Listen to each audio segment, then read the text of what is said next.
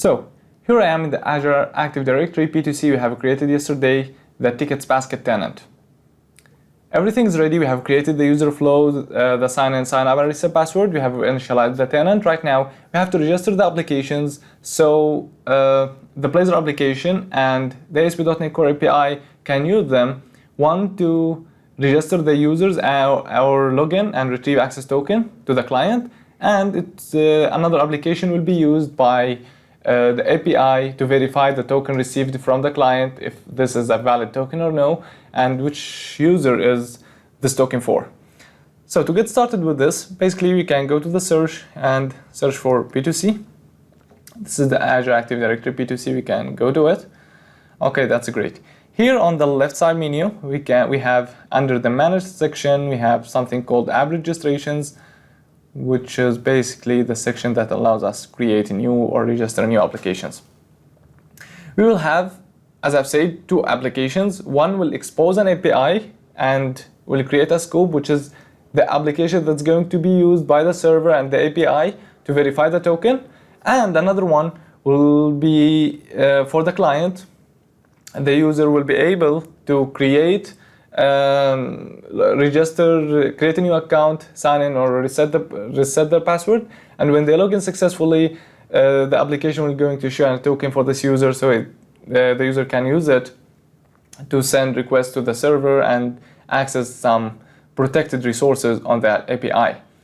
So to get started, first we should create the server application. I'll click on new registration.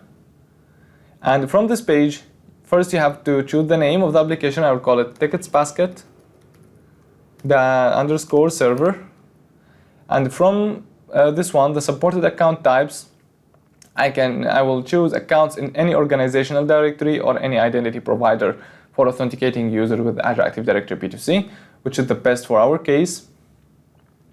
And for the redirect URI, yes, in this case, because it's a server app, it's going to be used by the API, there's going to be no redirection.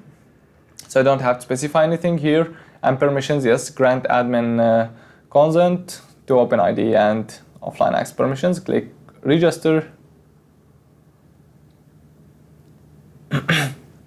So right now, here we have the application up and running here.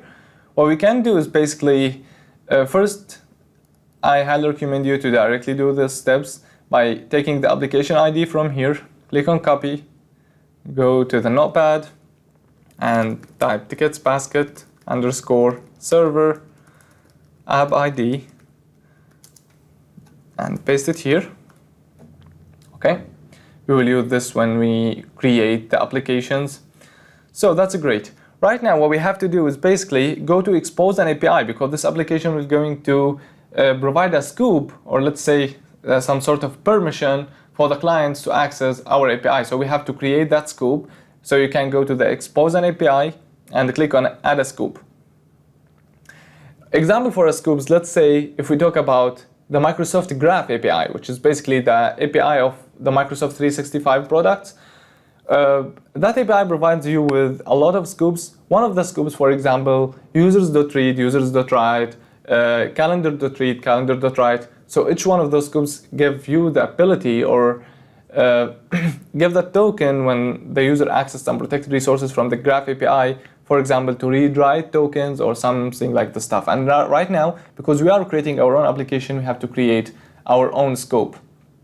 So when you have to create the scope for the first time, you have to create an application ID URI for the TicketsBasket server.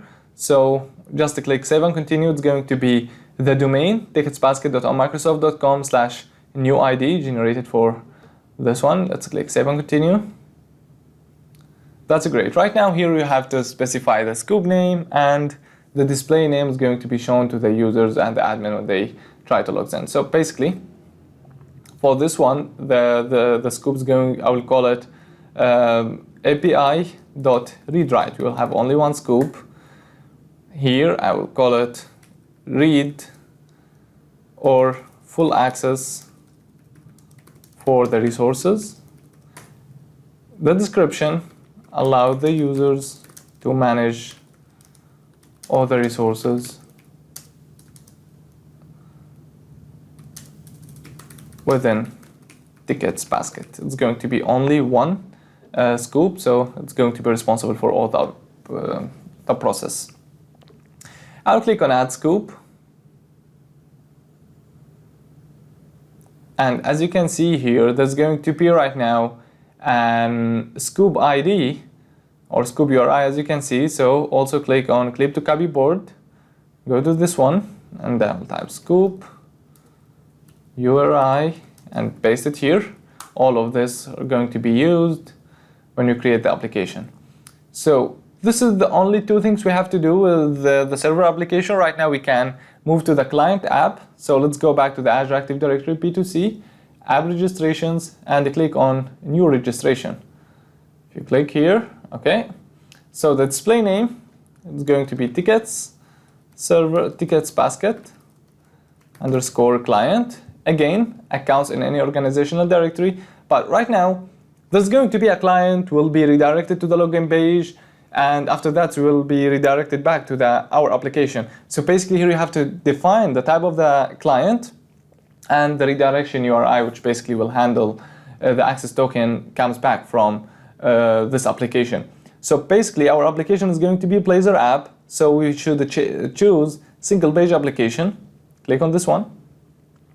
And here you have to define the callback, let's say, endpoint from your application. Basically, when you create a new Blazor WebAssembly app and you define the individual user account authentication, the application will be created and pre-configured with the Microsoft Authentication library, which basically will handle this type of authentication for you. So there's going to be a redirection within your app or a route called /authentication/login callback, which basically the redirection URI that's going to handle the token comes back from this application. For the time being, we don't know the port, so I will type HTTPS localhost. For now, I'll define the port as 5001/authentication/login callback. This, you can find this on the Microsoft documentation, and as soon as you know it, so you can use it always the same. Of course, you can configure that on the client side, but yeah, this is the standard one. Right now, for the port, after we create the application, we can add multiple clients, or we can edit the existing ones. So for now, I'll click register with this one, and when we create the app, we will come back to this and just change the port. And when we will go online with this app, we will add another client, also single page application, and we will put the URL of the online application or the domain. So let's click register here, and I should have a new application. Again, you have the same data. Let's take the application ID, go back to this notepad, and TicketsBasket client, app ID, paste it here. Okay, that's great. So here we have the authentication system, authentication section, sorry. So as you can see, here we have your clients. One of them is a single page application. You can change the URL from here whenever you want, and you can add another URI if you have multiple ones. This is what's going to happen. We will upload the application online, so we will have another domain for the production, so we'll use it as well. Another thing I have to do here is in the implicit grant, when the user logs in, we have also to enable the grant of the access token and the ID tokens here. So make sure to check those and click save. Okay, the last step we have to do that this application, when the user logs in using this application or create a new account, this is going to give the user a specific permission to access one of our APIs. So you have to click here on API permissions. As you remember from the previous application, we have clicked on expose an app because the API application will expose an API permission scoop, while this one is going to fetch permission or access for that permission. So in the API permissions, as you can see here, you can click on add permission. So we will have this page which allows us, it has the three type of or 3 tabs, one for the Microsoft APIs. Basically, here we have the Microsoft Graph.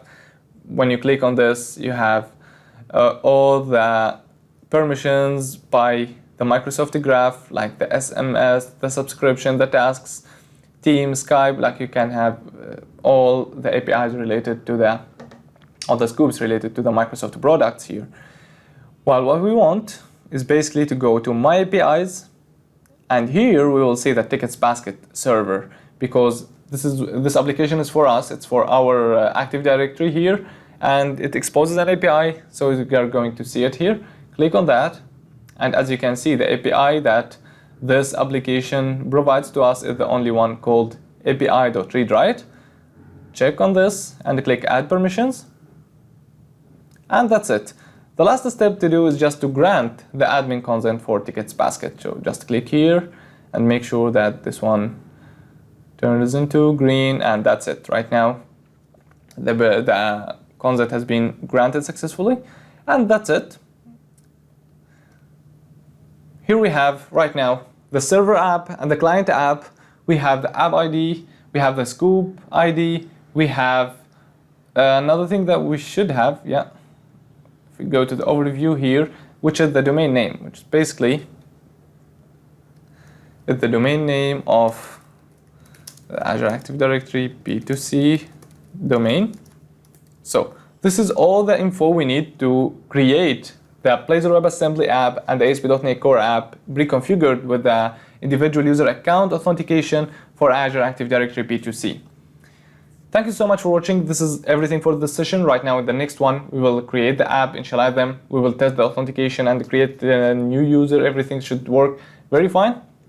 Thank you so much for watching, and if you have any question, you can directly post that question in the comments section. I'll try to respond as soon as possible. And don't forget to hit the like and the subscribe button to support for more and more. Thank you so much, and see you in the next video.